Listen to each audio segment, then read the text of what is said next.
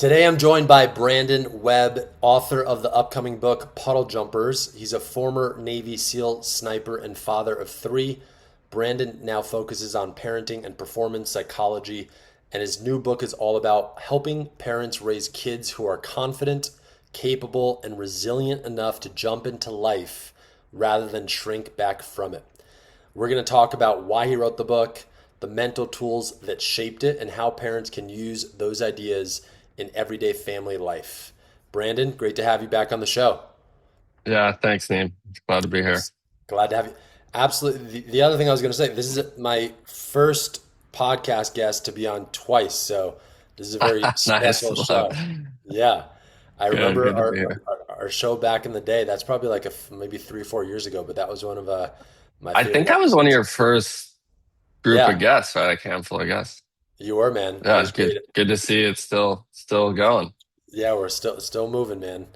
And that was an amazing episode too. So if anybody wants to hear that one, we talked more about Brandon's previous books as well. So, but today we're going to talk about the new one, which sounds amazing. I didn't get to read all of it at all, but I skimmed through some of it, and it sounds awesome. I'm going to start with the definition of a puddle jumper, which you wrote in the book. Can I read it out loud, Brandon? Yeah, let's do it. All right, cool. So the definition is brave, joy seeking souls, especially children, who leap into life's messy, muddy moments with full hearted abandon. They see a half frozen mud puddle and run for it, not from it. They're not scared of getting dirty, falling down, or looking like a lunatic while chasing what lights them up. They live fully, laugh loudly, and don't flinch at a little chaos. They remind the rest of us, especially those adults hardened by the years, careers, and endless to do lists, that true happiness isn't found in the clean, controlled parts of life. It's found mid jump, covered in mud, grinning like a little maniac. That's a puddle jumper, and I'd take a team full of them any day. That's great. I Nice. love that, man. Yeah, thanks. When I read that, I see all of your kids who I've been fortunate enough to meet and have a relationship with. That's such a great description. Yeah, I was thinking about that before I logged into the show because I've done quite a few interviews so far, but you are the one person that actually knows my kids, so Mm. which is great. Yeah, I love it, man. Yeah, it's been great to get. I've known them for probably over 10 years now, and it's really cool to see Yeah. how they've evolved into amazing adults, but also, again, getting a firsthand look at how you actually raise kids. And you actually, a lot of people like write things that sound cool, like in books, but not everybody actually practices and walks the talk. So I think it's really cool Yeah. knowing you, you actually walk the talk. So, can you maybe what's the genesis of the book? Why did you decide to start it, write it? Why did you decide to write it now? And let's dive into that. Yeah, it's so I was thinking about what my next book is going to be, and for a while there I kind of felt like I had said what I needed to say from my SEAL experience and entrepreneur experience. But I was still like thinking, do I write, another fiction series? Because I wrote a thriller series with John Mann, and that was really enjoyable process. And then what happened was I was finishing up this 2-year program at Harvard Business School called OPM, and I started getting after I brought my two oldest, Jackson and Madison, to class with me separately. I got asked by first of all the compliments, like, "Wow, your kids are polite, they're confident, they ask good questions." They're not on their phone all the time. I remember Jackson was in class taking notes, he even asked questions in class of the professor, which, the OPM is called Owner President Manager course. It's a 2-year program, kind of a gentleman's MBA, where it's all like high performing business owners. Um, you know, Over 10 million in revenue is the minimum threshold. We had 6 billionaires in my class. So it's like a high profile environment.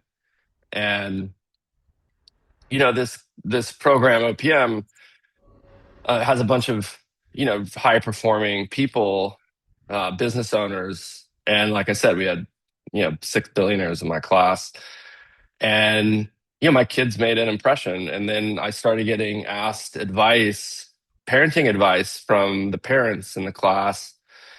And then I noticed even in my YPO groups, the same thing. Because I had kids really young when I was in the Navy. I was, I think, 24 when Jackson was born, when I was in Afghanistan on deployment with SEAL Team 3. And, and yeah, it just kind of found me, this book. Mm, It was just, it happened so many times that I thought to myself, well, maybe I have something to offer in the parenting space. And I started thinking about the things that I did right as a father. And look, I made plenty of mistakes, but t- consistently, I feel like I did a good job. Like I could pat myself on the back. And also their mom and I divorced, and we both put our own kind of bullshit aside and focused on what's best for the kids, which I also think potentially there's even a book on divorce on the horizon for me, because we really were great co-parents. They have a great mom. Um, and the things that I did as a dad to kind of shape them into adulthood, a lot of it I I pulled from my experience running the sniper program, because we implemented a ton of performance psychology, mental management, and these are, I thought, well, if this is applicable to Navy SEAL snipers and Olympic champions, why can't this work on kids? And so, it's all the things that I had done as a father. My kids are now grown. I have my youngest is a freshman at University of Oregon. You know him very well. yeah, Back when he was a cocky little teenager, he's a but he's hooper turned too. into He's got what's that? basketball skills too. That was fun playing ball with him. He's got Yeah, and skills. he's a great golfer now too. He's turned into a really great golfer. Um, and there's a basketball story in the book we can talk about later, but Yeah. that's how the book came to be. And I was shocked when I was searching on Amazon. There are a lot of great books and studies by academics and psychologists, but there's not a lot of books by parents or other parents. And I'm the kind of guy where if I'm going to go, you and I are going to go climb Mount Everest, I'd rather not read an academic study. Maybe there's definitely some value there, but I want to talk to somebody that's actually been to the mountain and come down and lived to tell about it, right? And Yep. has the scar tissue, and that is kind of the genesis of Puddle Jumpers. And then to get into the title, because originally I titled the book off of a Navy SEAL saying that I really resonate with. It's called "The Only Easy Day Was Yesterday." That's one of our mottos, which I really identify with, and I think it applies really well to parenting. But there was a story as I was writing the book that I tell, because I really remember it as one of my, I have these moments as a father, and this was one of them where the kids were super young and I was teaching them how to ski in Lake Tahoe. I had them in class, and it was one day we were coming off the mountain, everyone's tired, and we're lugging the gear over our shoulders back to my Toyota. And my youngest saw this nasty, slushy snow mud puddle. And I knew, like, his siblings were like chiding him on, and I had this initial reaction like, oh no, don't you dare. And then I stopped myself in my head. I was like, why do I care? Like, what? Why am I saying no to this? And I noticed it was my own bias and my own kind of bullshit of not, maybe I didn't want to do laundry, but I was like, I had this conversation with myself. I was like, well, if it makes him happy, like, why am I robbing him of this happiness? And I kind of want kids that are gonna jump into puddles and jump into life. So that became, I shared that story with the publisher, Madeline at Authors Equity, and she's like, that's the title. And so that was kind of the how we landed on the title Puddle Jumpers, which I think it's cool, it's unique, and for me, the best titles always come from, these kind of stories inside the book. Absolutely, man. It's a great title. It's funny when I heard of it, I thought it was a reference, which I think it may be still too, also, about since you're a pilot. So I think there's like little planes Oh that take yeah, you from yeah. No, there is. airplane. Yeah, there is. But that's not. Yeah, it is a reference, but it's just a Yeah, coincidence. but that's great. And then I love this line in the book too, in that initial story about you catching yourself before you stomped out your kid's curiosity. Yeah, And it's so wild. It is like so many parents do that. And again, it's natural for the human, like I guess human instinct to like want, they think they're protecting, right? But again, it's not. It's our own stuff that we're like thinking we're caring for the other, for our kid in this case. So it's such a great analogy, right? So many parents are doing that constantly. yeah. I see a lot of parents, and look, I was shocked and continue to be shocked at how many high performing parents. I mean, these are parents with have achieved great success in their careers, either as an executive, entrepreneur, or elsewhere. They love their kids clearly, but they're getting into trouble in the sense that the kids are kind of getting off the rails, and a lot of it comes from a place of love, but they're overprotecting and they're pushing their own biases on these kids, and it's not setting them up for life because life is hard. Life punches you in the face, and I talk about the story early on in the book.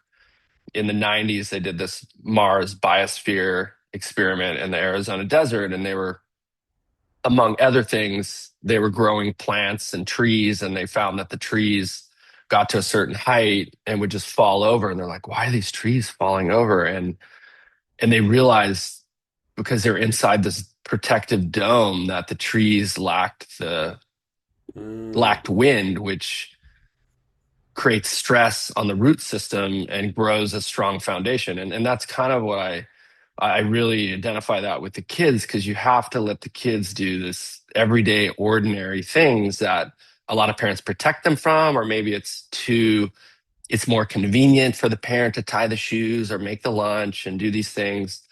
And or even like I tell a story of asking for an autograph. Tyler was super young. We were in the Portland airport with all the kids, going on a trip to, I think, to see my father. And at the time, he was a huge soccer fan, and he sees the Portland Timbers, which is the MLS team in Portland. We're over at the food court, and he asked me, Dad, he's like, can you go ask for an autograph for me? And I was like, buddy, you go ask. Like, you can do it. Just go ask. And then his sister and brother were like, come on, you can do it. You can do it. And after like a few minutes, he got up enough courage and went over, and we all watched it happen. And then the next thing you know, they're all with the phone taking selfies and signing autographs. And he came back with a huge smile on his face. And you could tell like that it would have been easy for me as a dad just to go do it. And those, I'm sure the team would have obliged, but I knew that this was an opportunity for him to gain some confidence.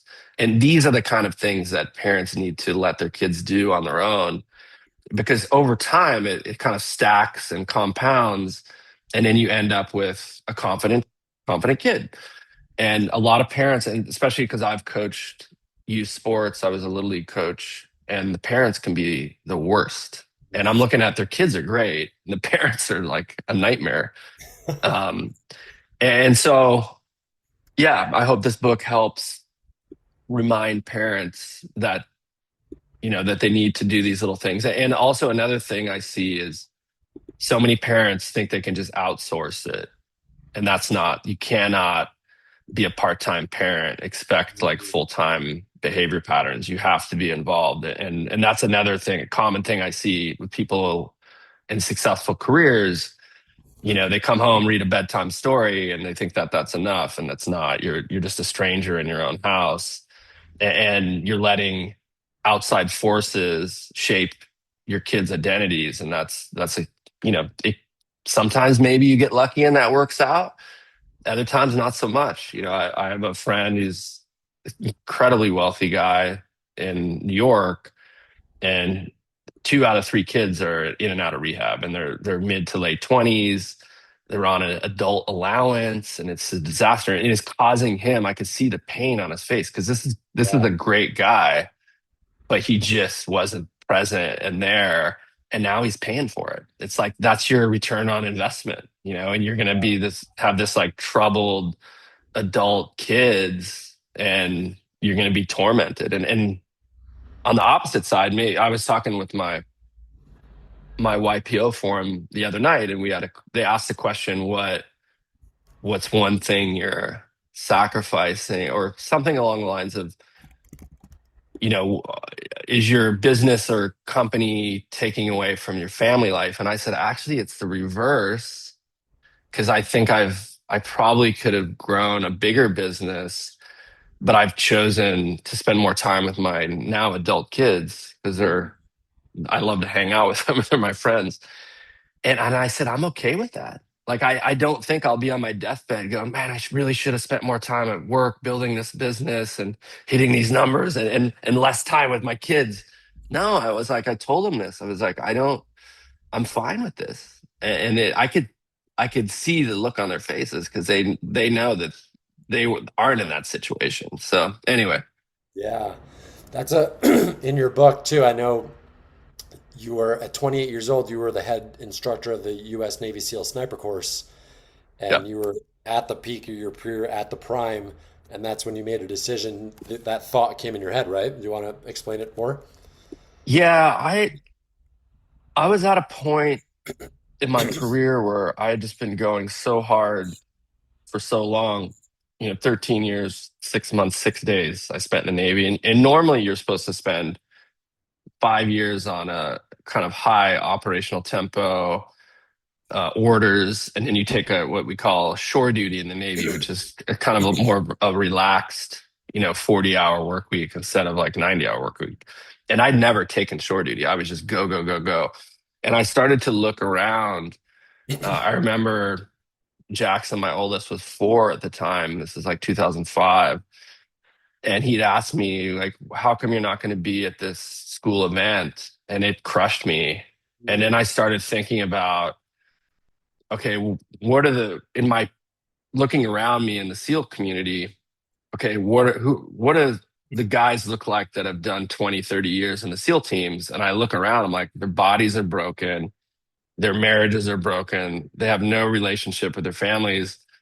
And I look at even and this is common, I see it in the teams of these high performance guys. And even I was looking the other day at David Goggins, which I have a lot of friends that look up to him, but his own daughter called him out on social media for being a deadbeat dad. I'm like, how do you get to a point with your own child where they're calling you out on social media? Like, I was shocked. But so I had looked around and said, I don't want this future for myself. I want a relationship with my kids, and I want to be around them. And so I decided to get out in 2006, at a point where I'd been advanced early twice, had just made chief, and could have went anywhere and pretty much done whatever I wanted to within the system, and decided to just get out and leave it all behind. And it was, looking back, one of the best decisions I've made, because today I have an incredible relationship with all 3 kids who are grown now, and we have our things. Like I just took the 2 oldest skiing in the French Alps. Every summer we do our like Italy vacation. We ski in the winter, and in the spring we ski or do something else. And it's just like these traditions I talk about in the book as well, like creating these traditions to keep your kids coming back, and making it fun, and again, putting your own biases and BS aside. Like, just because you don't like your daughter or son's boyfriend or girlfriend, you can't go, okay, you can't bring anybody on this trip. I always let them bring a plus one, even if I don't care if it's a friend or a boyfriend, girlfriend, because I don't want to put restrictions on it, because that could impact them making a decision whether they're going to participate or not.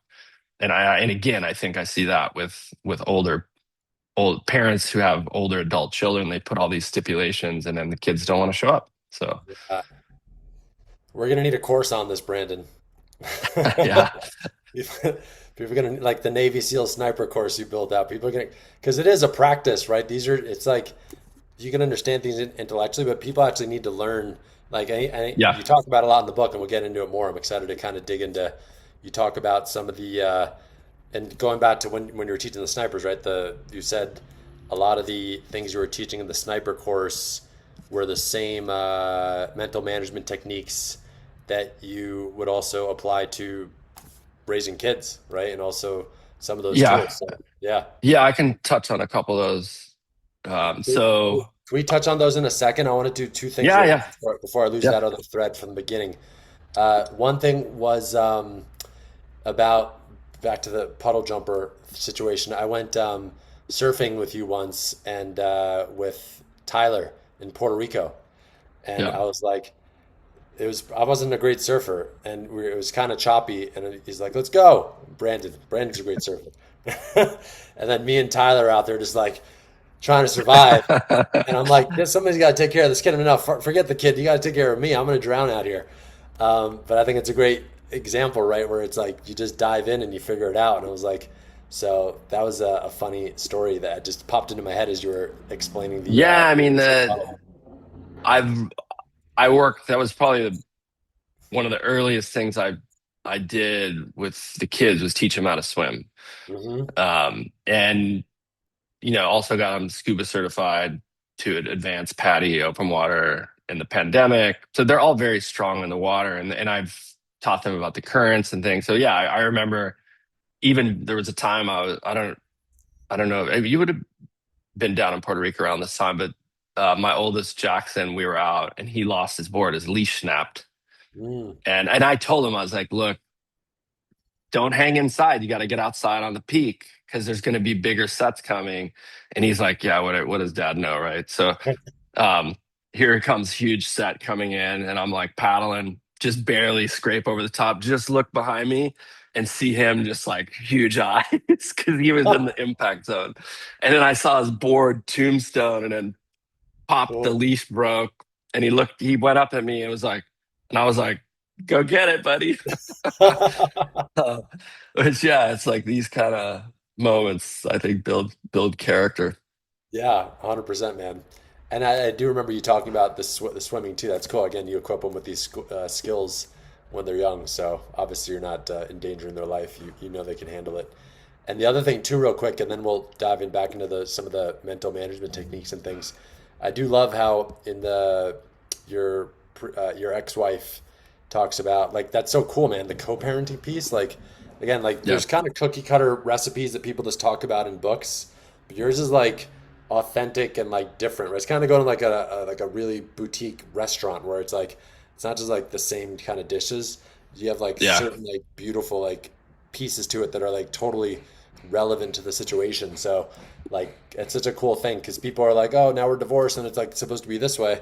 It's actually not. Like you guys do a beautiful job raising the kids together still in a healthy way, which is obviously great for Yeah. the kids as well. So I think that's pretty awesome Yeah, and really look forward in your she book. wrote Gretchen wrote the foreword for the Yeah. book, and on the audiobook is super cool because we've had a whole 20-30 minute conversation about co-parenting as a bonus content in the audiobook, and all the kids are on the audio.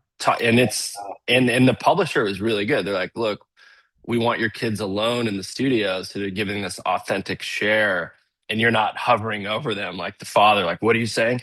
And it turned out great. Like I had just seen a pre-review on Goodreads from a mom of three, and she was like, man, listening to your kids, I could just tell how much they love and respected you and your ex-wife as parents. And that's what I wanted to convey. Because and again, like we made plenty of mistakes. We overpunish.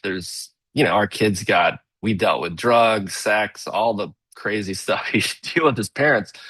But it's that kind of being steady and being present and um, leading from a place of love, and over time that it just works out. You can make mistakes, and you also, I talk about not being afraid to say you're sorry to your kids when you screw up, and that's a sign of strength, not a sign of weakness. And your kids respect you for it, and you're modeling behavior and conflict resolution when they get older. But I know parents are like, oh, I would never say sorry to my kid. It's like, well, that's that's strange, you know, Yeah. because you know when you screw up, you gotta own it and sometimes say you're sorry.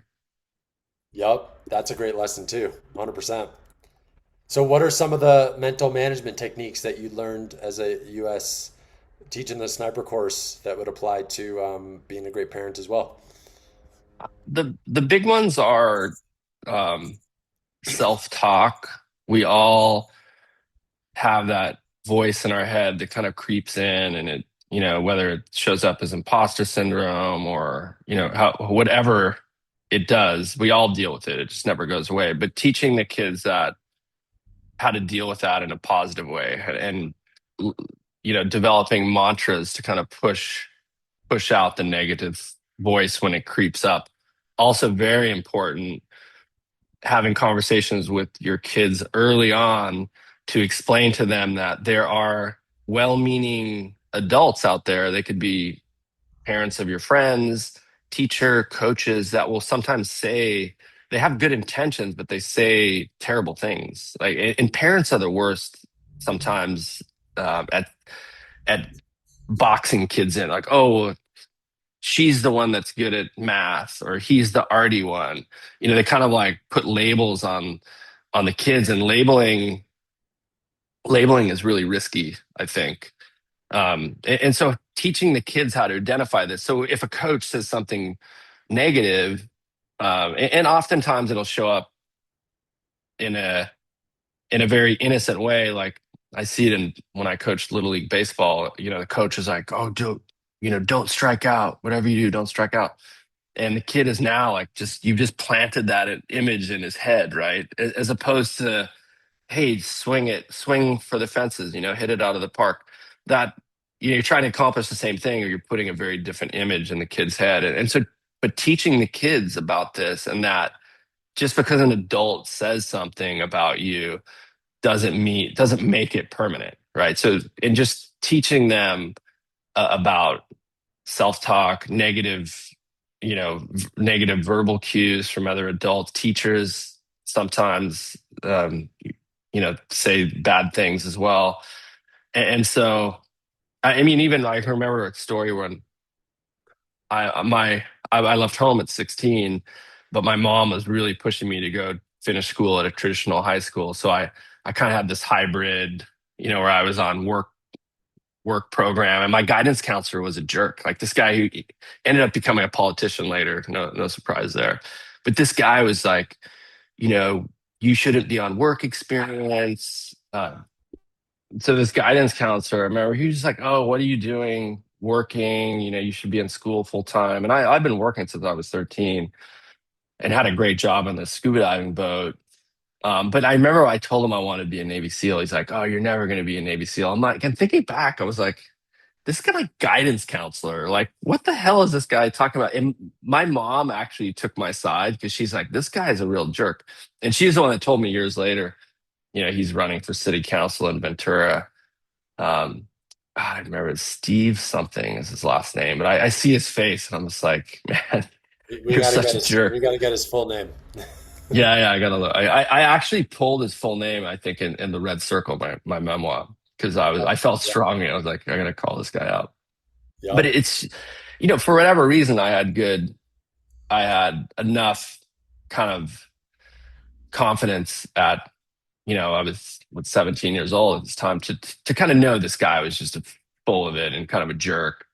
But I could imagine like a pliable kid that would just take this to heart, right? And so that's why I felt it was important to have these conversations with my kids about, you know, self-image, negative verbal cues versus positive verbal cues, and kind of like teach them to push out the negative and fill in the positive. Yeah, the other thing, you know, that elite athletes do is mental rehearsal. You know, I was watching the Winter Olympics recently, and I think 90% of the athletes I saw were, you could see before the runs, especially the snowboarders and skiers, they were in their head and they're just like rehearsing all the different techniques. And so mental rehearsal is a really powerful thing to teach kids, especially the first time that came up was Jackson he was in first grade and he was terrified to present in front of his class. And I had him, you know, work on this kind of rehearsal drill over and over. and it gave him the confidence he needed to kind of have a good presentation. And then I started really structuring my reading list. And, I knew I had leverage because if they want a new iPhone, okay, well, got to read this book and give me a report on it. And I would, kids are, I think parents also, they don't give them enough credit because, my oldest, all the kids were reading advanced topics, 12, 13 years old. Steve Jobs' biography, a book on mental management called With Winning in Mind that I had to read as a sniper instructor. I started just really tailoring this reading program. And sometimes I would say, okay, you can pick one this time, but I get to pick the next one. So that was important. Um, but that's kind Is of there one book that you made all of them read? Like one particular one that yeah, stands with out? Winning in Mind. Yeah. With Winning in Mind by Lanny Basham, who was a gold medalist, and also How to Win Friends and Influence People by That's Dale Carnegie. A yeah. great book. I've probably read that book 3 times. Yeah. Um, I and they never read still the talk about it. Oh yeah, I never read With Winning in Mind. I'm gonna check that one out. That sounds amazing. That's a good one. Also, Man's Search for Meaning by Viktor Frankl. It's a very easy read. It's a powerful book, but it's also like a, a young teen can read it in a week, and that's a powerful book on purpose. And I really wanted to expose them to as many different experiences as possible so they could find their general direction and purpose, and also have the conversation with them that, hey, this could change. I've had to, when I left the SEAL teams, I had to reinvent myself, and sometimes purpose is can change, and that's fine. But I think it's important to kind of be anchored in something, and not just drifting along. But those are Absolutely. some of the things that I work with them on the mental management side. That's really cool. What a great idea to have that curriculum of reading for them. And um, I remember when you were talking about Jackson, how you also he was building his company in like college. I'm like, damn, that's cool. I Yeah. wish my dad was like supporting me and like just to kind of go for it, right? Like you're kind of giving him the and that's cool, man. Yeah, it's pretty amazing. Yeah, he's still running it and doing a great job. So I'm like Yeah. really proud of him. And seeing his sister's about to graduate from with her master's. She's Wow. just turned 22. She's at the Royal College of Art. So she's got a lot of really exciting stuff ahead of her. And she interned at Zaha Hadid's architecture firm in London. So Nice. she's super into art and design. So I'm excited to see what path she chooses, and that's the way it should be. I see so many parents who try and push the kids in certain directions. And I think it's okay to kind of give a corrective nudge, but ultimately you got to just get out of the way and let them figure it out. Yep, totally. Yeah, Madison's work is amazing too. Saw some of the things she made, her shoes, those artistic shoes. Yeah. Um, the I love the back to the mental management thing. I had a thing that I wanted to share with you from your book I was looking at, but I lost it. Um, where is it? No, I lost it. Anyway, oh, that's what I was gonna say too, man. Like, it's like this is I have my coaching business, and I'm like, I wish I knew all these tools, and everybody should learn these tools when you're a kid growing up, right? Like, and that's what you're doing as a parent, and that's what it should start with the parents, right? Like that's amazing. I'm like, oh wow, it's like training the kids to manage their self-image, to learn how to handle the BS that's going to come from guidance Yeah. counselors and other adults versus just being hypnotized where it's like, oh, it's an older person, I should just listen because they're older or they're my teacher or they're my guidance counselor. So that's Yeah. amazing. Yeah. And another thing I talk about is parents need to ask better questions. There's a common default is, the kid gets home from school, like, how was your day? It's like, you're just going to get a blasé answer. Instead of going like, what was the most interesting thing that happened today? That kind of in getting the habit, I think not only does that make you a better parent, it makes you just a better adult, and in your career, even if you just ask better questions. And I provide a whole kind of template of questions to ask in certain ranges as kids. And I remember I try and do a once a year a one-on-one trip with each kid. And Tyler, who's 19 at University of Oregon, I said, "Where do you want to go this year?" And he says, "I want to go to New York. Let's go watch." Wemby was playing the Nets, so we went. My buddy has really good season tickets, so we got to see Wemby. Went to a Rangers hockey game, and I took him out to a fancy dinner, and I asked him two questions over dinner. I said, or what is one thing that's putting a lot of pressure on you now that most people don't see or wouldn't know, including your mom and I? And then the second question was, what's something that you realize that you're wasting your time on lately? And these two questions lasted over 3 hours of conversation at dinner. And the answer he gave me for the first one was, I was surprising. I had no idea, but he said, actually, Dad, I feel a lot of pressure because the parents of my friends always ask me, you know, am I going to be a Navy SEAL? Your dad's a SEAL. Like, what are you going to do? They're constantly putting a massive amount of pressure on him to kind of like live up to this, some expectation maybe in their heads. And so we had a whole conversation about that, and how all I want for him is to do what he wants to do and support him. Like that's all I want for him. But I would have never known that. And the other one was, he said that his roommate was putting a lot of pressure on him to go to parties and drink. And he's like, I really don't like drinking alcohol. And I realized it's like a huge waste of time and it's impacting my studies. And we had a whole conversation around peer pressure and making decisions and standing up for yourself as a leader. But this was like 3, 4 hours of dinner conversation, just two questions, but they were good questions. 100%. That's so cool. Asking Yeah. better questions. Yeah. Because that's one thing I think parents could really do a better job at. And it's just going to help them in their own professional lives as well. Yeah. Yeah, a lot of people don't have very good communication skills, and asking questions is the genesis of communication. Yeah, and on the communication front, back to the mental management, when we learned about these techniques when we were modernizing the sniper program in 2002, and we had the course audited by actually the guy that wrote With Winning in Mind, Lanny Basham. And he said, look, you got to change the way you talk to the students because you're just reinforcing all this negative behavior. You're seeing a guy flinch on the rifle because it's a high powered rifle. They inevitably, some students, they develop like a flinch and it throws the bullet off, out past a few hundred meters. It'll be a miss. He's like, just reinforce, give them the positive correction rather than reinforce the negative. And I was like, oh, that makes perfect sense. And we started doing this stuff and also getting rid of the labeling. And labeling shows up all sorts of different ways. You can self-label and say, I'm a klutz, I'm not good at numbers, I'm not good at this.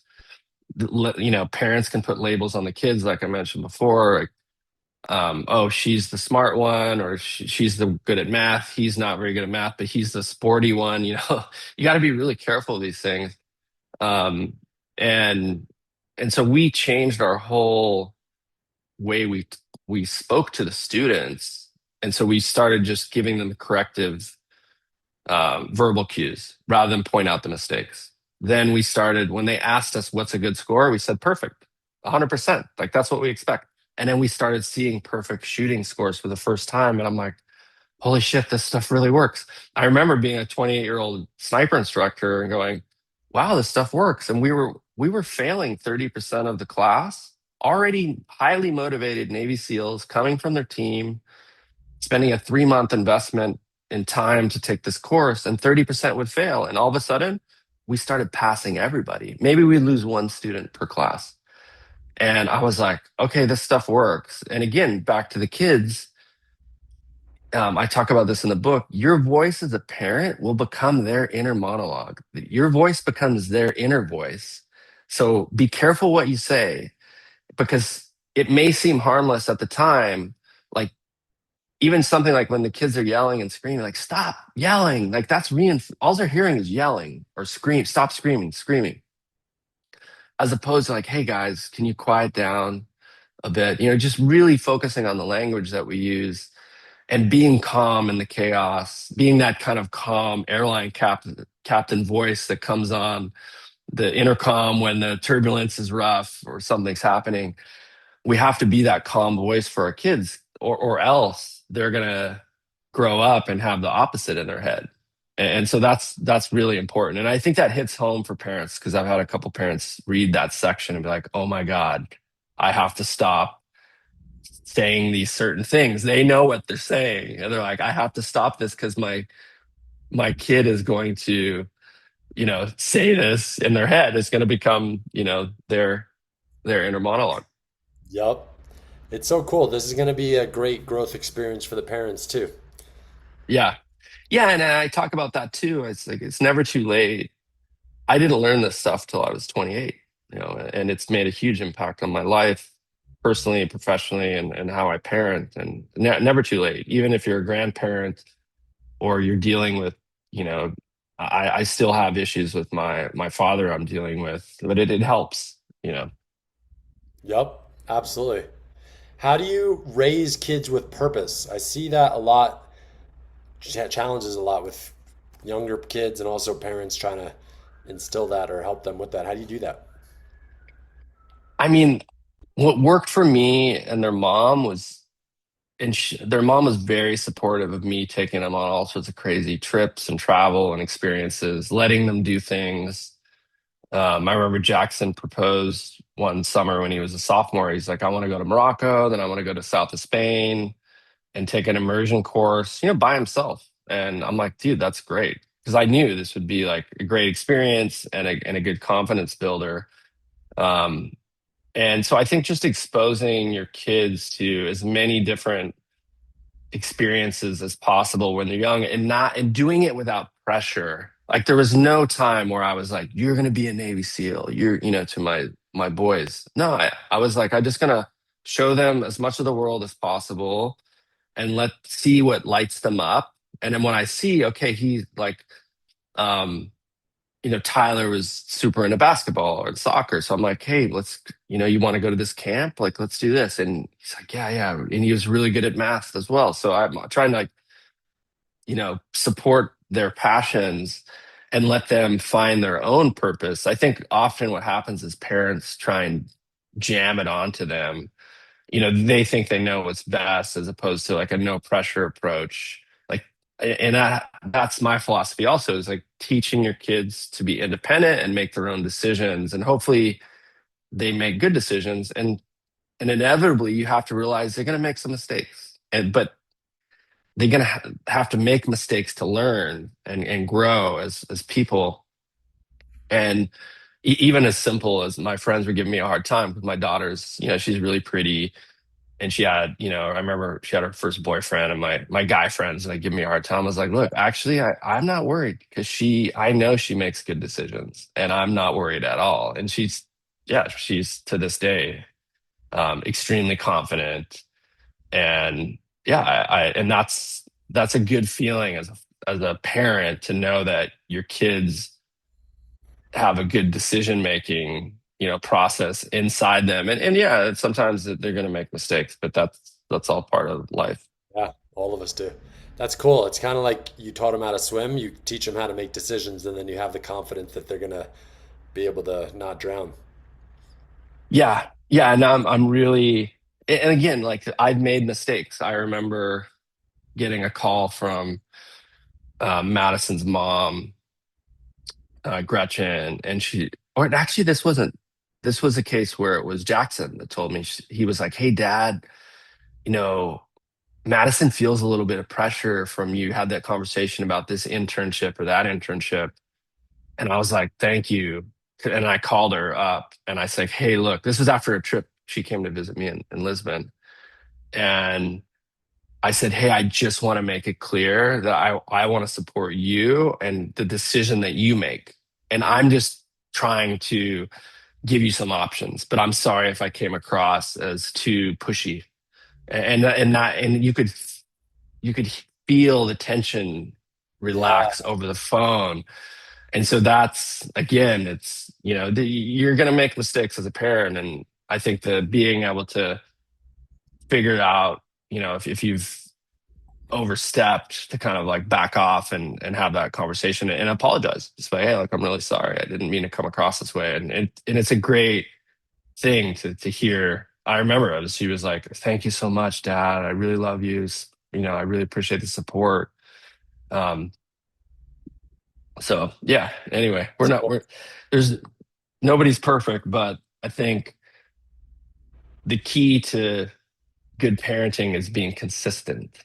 If you show up, you're consistent, and you kind of lead with love and compassion, it builds up over time, and then you have this like beautiful return on investment when the kids Yeah, are adults. that's awesome, man. That's really cool that you had that feedback loop from Jackson. So he's already trained, right, to give you that insight Yeah.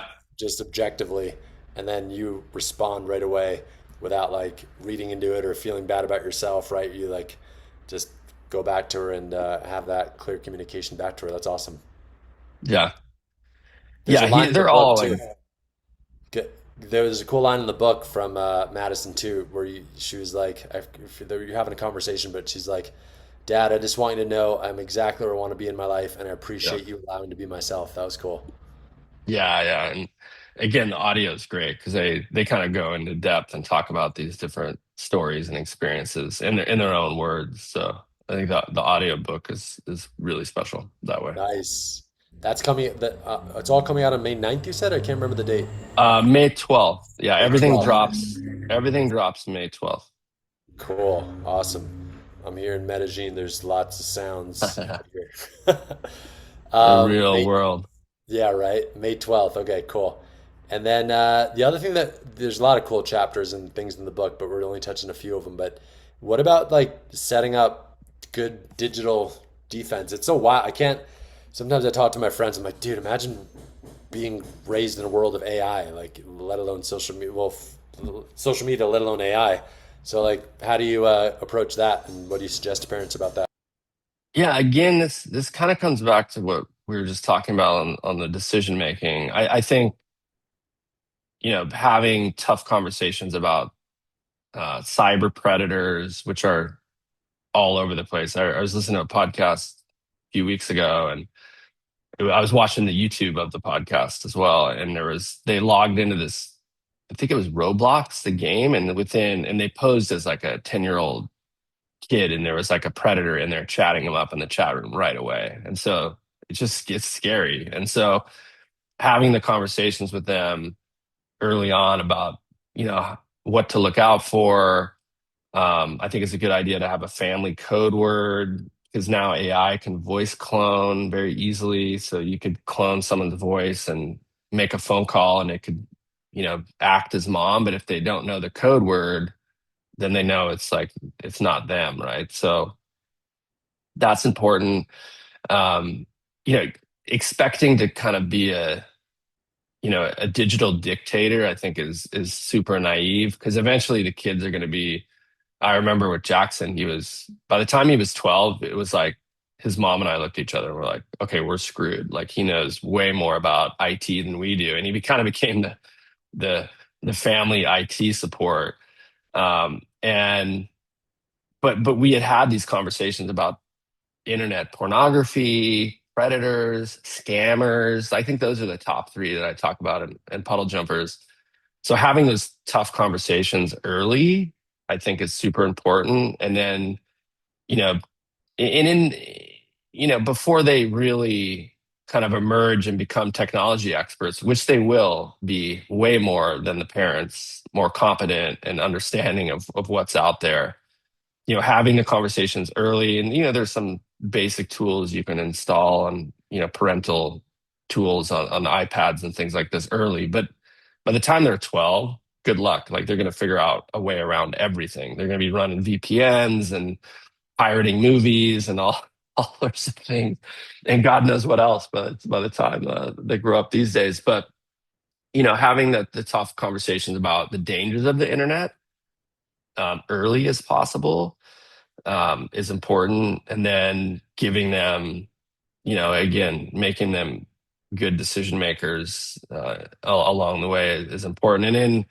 at that point, you just have to realize, I always laugh because I overhear them talking about the friend's parents, like, oh, he's not allowed to have this, but he comes over to the friend's house and you have an extra iPad, and it's like they're going to get access to whatever they want. So just teach them to make good decisions.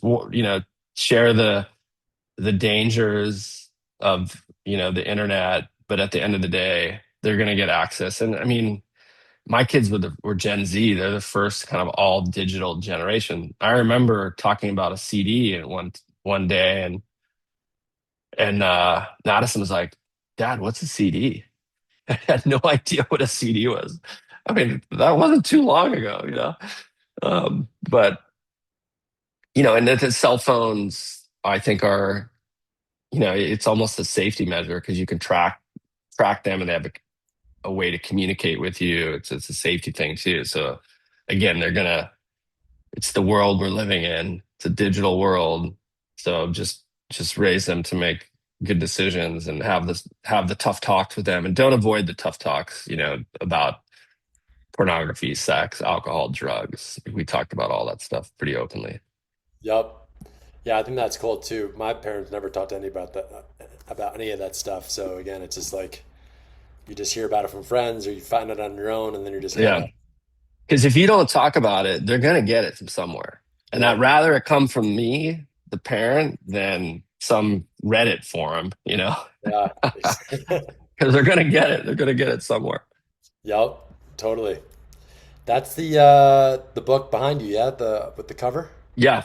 Yeah. Nice. There it is. Yeah. Puddle Looks cool. jumpers. Nice. Um, as we wrap it up, there's a couple things I wanted to bring up too, real quick here in my notes. The oh yeah, this was cool. I liked how you said, oh God, here we go with my construction of my building again. Hold on. All right, here we go. So I liked this piece here where you say clearing the runway for purpose to land. And I've had some incredible moments in my life, from Navy SEAL to entrepreneur, but being a dad tops them all. It's the one role that humbles you, teaches you, and pays you back in moments like this: muddy boots, wide smiles, and a reminder that you're the luckiest guy on earth. That was really cool. Makes me Yeah. want to have kids now. No, I mean, kids are incredible. It's hard to explain at the moment, you hold that child in your hands, things change because it's not about just you anymore. It's like, okay, you have this responsibility, but it's an amazing thing to experience being a parent. And the one thing we talked about earlier, I did want to share a quick story Yeah. about Tyler, Is it the because basketball story? yeah, the basketball story, because I think this is also, parents can fall into this trap of over advocating for their kids. Because look, it's good to be an advocate in life, like advocate for yourself if you feel like you've been wronged, or it's good to stand up for yourself. But I feel like a lot of parents, they do this for their kids when in actuality, the kid's wrong, the kid messed up, and you have to take it as good feedback. And an example of that was when Tyler was really struggling in middle school, F's and D's. He got suspended. And we realized that, again, I talk about discipline in the book. And really, I'm a big believer in checklists from the military and being a pilot. And when I was at Harvard Business School, I really learned, like, it opened my eyes up to negotiation. We built this, when you're going into negotiation, you develop this party map and you see all the different parties that are part of the negotiation. What are the different motivating factors? Take a reminder to take the emotion out of the negotiation. And I was like, man, why don't we do this for discipline as parents? Like, for one, get to the why of the behavior, identify all the parties involved, Make sure your emotion is out of the picture, because parents will like tend to knee-jerk reaction and be like, when I heard he was suspended, I'm like, that little shit, I just want to punish right away. And when we ultimately peeled back the layer, we found out that his homeroom teacher had said some pretty awful things to him, and she had multiple complaints against her for similar behavior. So we pulled him out of school. We ended up siding with him, pulled him out, put him on independent studies, and he started to get he started to get B's, a B average, was starting to be a totally different kid. And there's a lot of other things stuff and conversations that we had in between, but he was in a really good place. And now he had a growth spurt, as you know. And I think he started as a freshman. He was like 6'2", and he made the basketball team. But he was a cocky little shit. And 2 weeks later, the coach sent his mom an email, his mom and me, and says, "Look, I had to pull him from the team because he's the best player I have, best freshman, but he's a distraction. He doesn't take coaching well. He kind of just is on his own program, and he got kicked off." And I was like, "Oh man, this is going to be a good lesson for him. Like this could be a really good learning opportunity." So I flew out to Oregon because he took it really tough. He even like begged the coach to be the water boy because he knew he screwed up when it came down. And his mom and I took the feedback where I think a lot of parents would have pushed back. They would have had a meeting with the coach and the principal and try to jam the kid back on the team, right? But I'm like, no, this is a learning experience. Like he needs to have the consequences and experience those consequences for his actions. So he had to go a whole year seeing his buddies suit up for the games, and he's just like walking the hallways, right? As the guy that could have been on the team. And the coach wrote a very thoughtful email, and we responded in kind. A year later, he makes the team as a sophomore, and the coach sends us another email and was just praising us like, "Hey, you're one of the few parents that actually like didn't blow back at me, and whatever you did to Tyler, he's a totally different player. He's respectful, he's a good teammate, he takes direction well," and just was like full of praise. And I was like, that's mission accomplished, right? And a lot of parents would have just not done it that way. And I think that again, that's these moments are you have to realize the kids need consequences for their bad behavior because or else they're not going to learn. Even the crazy documentary with Charlie Sheen, he admits, I mean, what the guy is like in his 50s now. He admits he's like, I had no consequences for my bad behavior since a teenager through my whole adult life. I was just this popular celebrity that kept getting away with everything. Like, he even like him and another, I think it was, oh, what's the guy's name? Starred in Convict movie. Him and this other actor were on a plane to San Francisco, took the PA system. They're drunk and high on drugs, and we're like, "Hey, our plane is gonna crash." Is your captain speaking? Like freaked out the whole plane. The cops showed up at San Francisco International, and they're like, "Oh, it's Charlie Sheen and the other Nicolas Cage." Oh, and they just laughed it off and let him go. And he was like, Wow. "I just kept getting away with everything." He's like, "I wish somebody had have held me accountable because my life just spooled out of control." I'd highly recommend that documentary on Netflix because his life is a train wreck. And it's a good cautionary tale for parents. Like you have to let your kids experience this stuff because, just, letting them get away with this kind of bad behavior and like that 1 year of him, because he talks about it. He's like, it was the worst thing seeing my friends suit up for game day and I'm walking the hallway like a loser who was on the team and got kicked off. Um, that's a lesson he will have for him for life, for sure. And I'd see too many parents try and like take that, they over advocate for the kid and try and get him back on the team or no, you got to let them experience the consequences for their actions. Wow, that's Super really important. awesome, man. Yeah, I remember you telling me that close to when that happened, that story. That was amazing.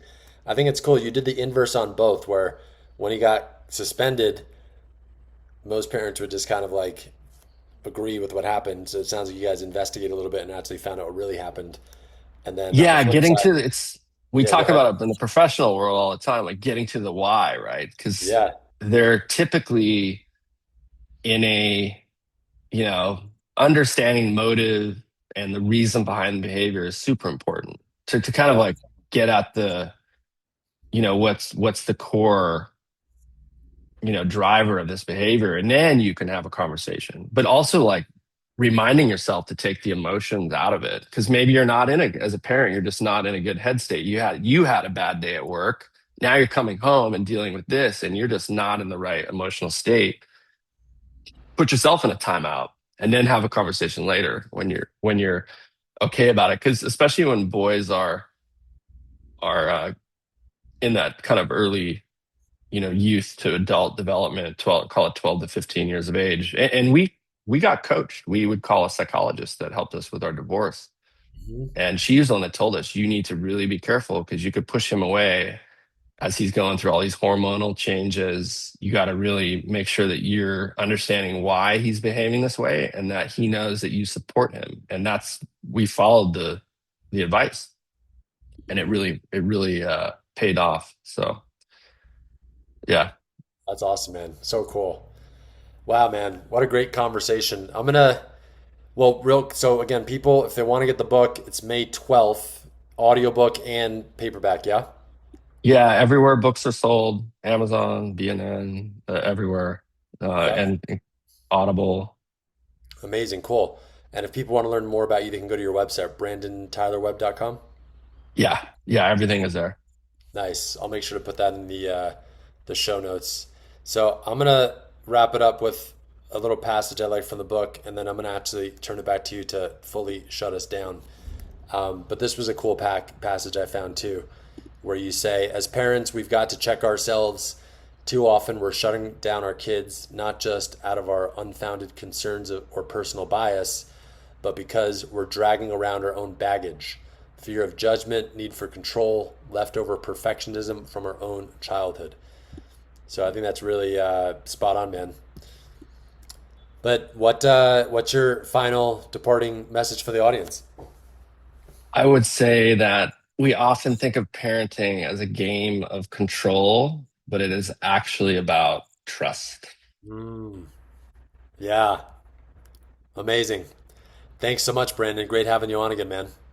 Yeah, thanks, Naeem. Really appreciate it. Good conversation. Absolutely. Absolutely.